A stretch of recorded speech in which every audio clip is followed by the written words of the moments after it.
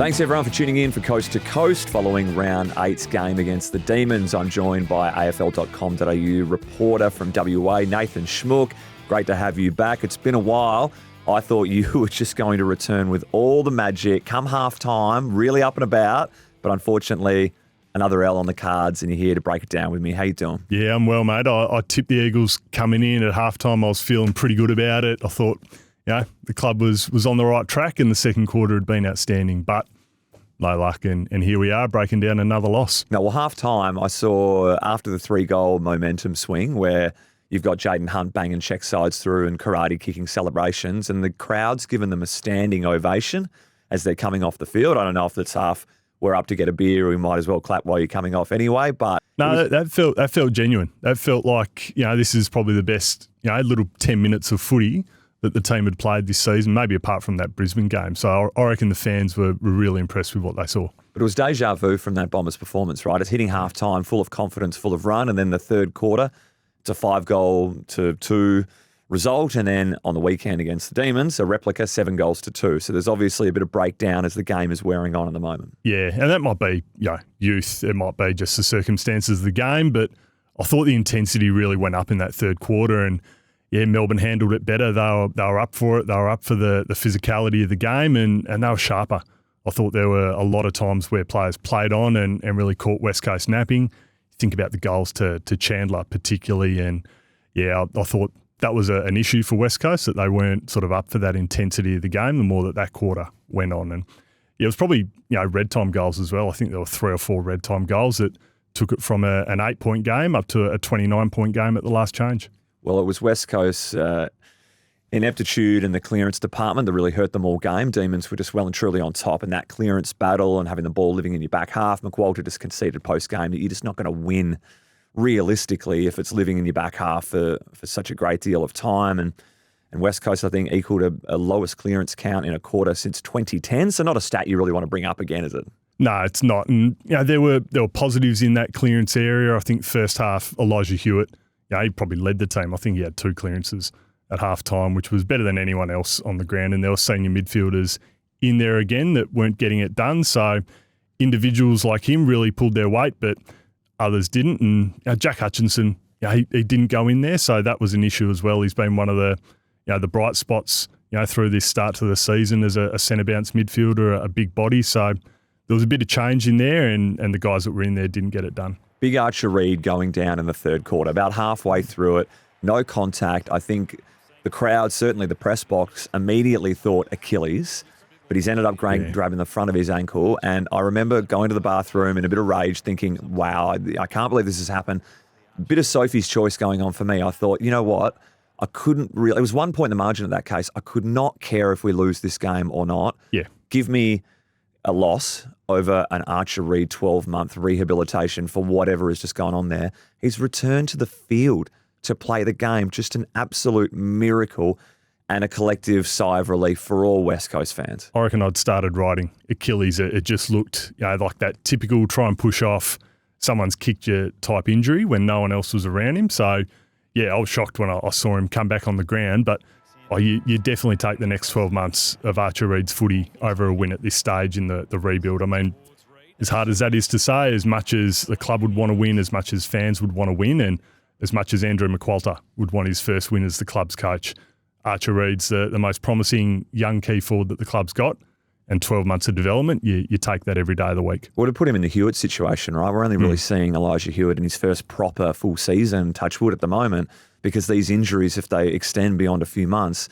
really stifles their growth and development in this league. Yeah, and we've seen how good Elijah's come back from that injury. So what would 12 months of Elijah last year have done for the club? But I think the injuries overall, West Coast are in a really good situation now. And I know we got news over the weekend that Elliot Yeo's gone in for some surgery, or is about to go into some surgery to remove some hardware from one of his from his ankle, which is not recovered.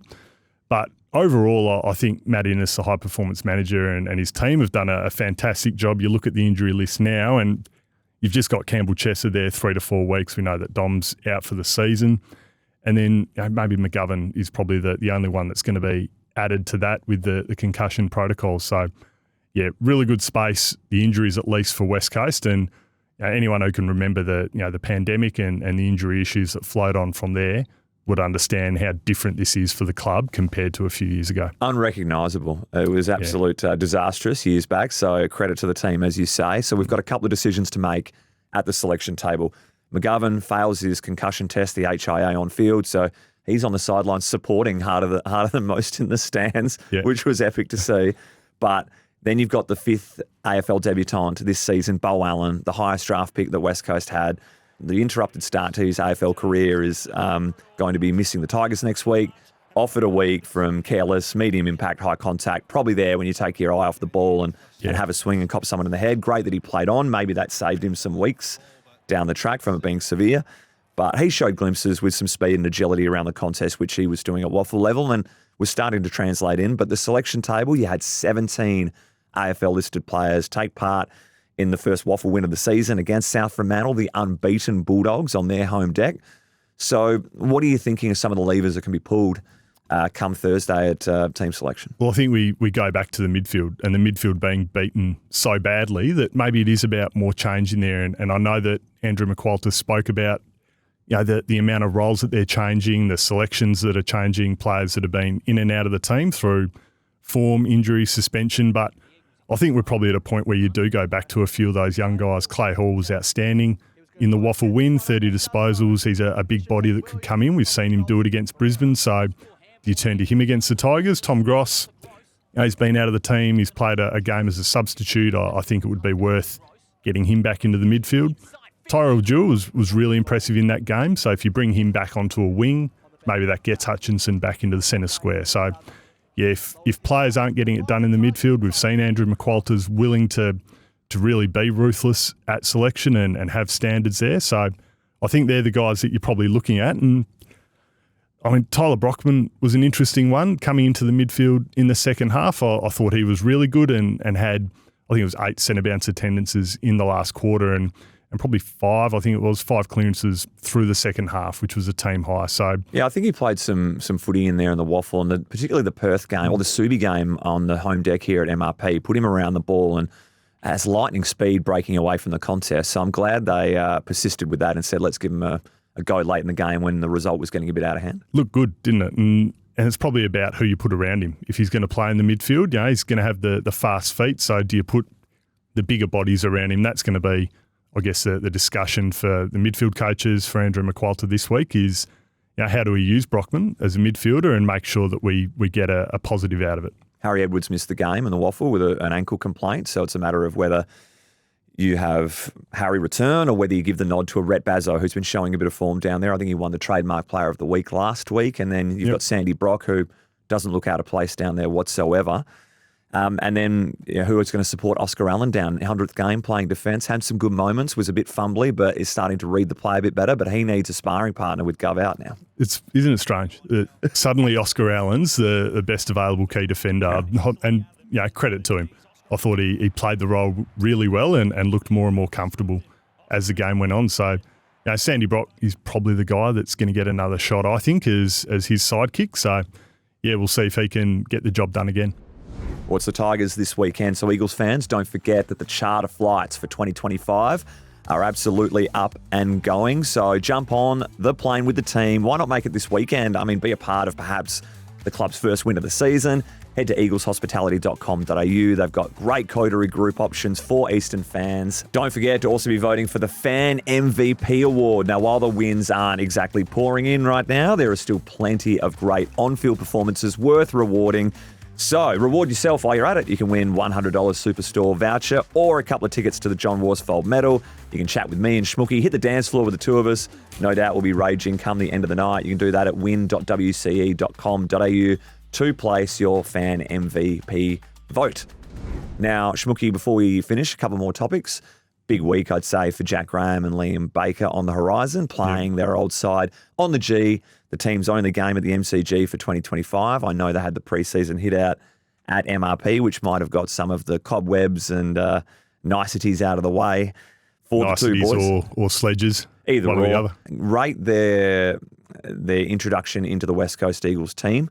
both from a on-field performance and what they're offering leadership-wise at the moment. Yeah, well, I think it's standards. That's probably the thing that stands out to me on field. You know, the pressure acts, the tackles from a guy like Jack Graham, and I wouldn't be surprised if Liam Baker's leading the best and fairest at this point. So, you know, you've got one guy who crosses a free agent. Baker, obviously a higher price being tied up in the trade, but I think the standards they're setting have been outstanding. I wouldn't be surprised if, you know, this is a winnable game, I think, for West Coast, and for those two to be lifting in that again wouldn't surprise me.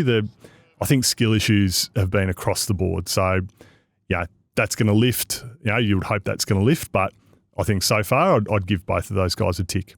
Mid-season prospects making a big move on the draft board to put themselves up for possibly coming onto a list mid-season draft. I know it's a tad early to be casting the eye, but there are leagues. There is a league and some games going on at the moment. The Future Stars. That's the one. I knew you were going to help me out there. So the Future Stars are having some players that are really showcasing, putting their hand up saying, pick me and bring me on the list. So blokes that were overlooked in last year's draft.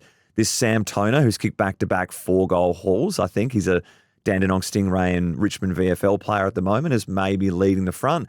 You've got other ruckmen in the league that are showing a bit, and I guess you can always add some ruck to your stocks if need be, and then a couple of tall targets and an interceptor down back that's worth keeping an eye on for the next few weeks. Yep, absolutely. And I think the pattern of the mid-season draft so far, and we've got Dom Sheed, obviously, who's out for the year with his knee injury, so there's a spot there. And you know, so far it's been best available. Just find the best player you can. If they're young, that's a great bonus, and especially for West Coast. So that was the situation Ryan Marich found himself in. Jack Hutchinson as well were best players available. Jai Cully's moved on from the club, but he's still involved in the AFL through Melbourne. So, yeah, I think there's guys out there that are getting it done as more mature players. So a Dom Brew, for example, at Werribee.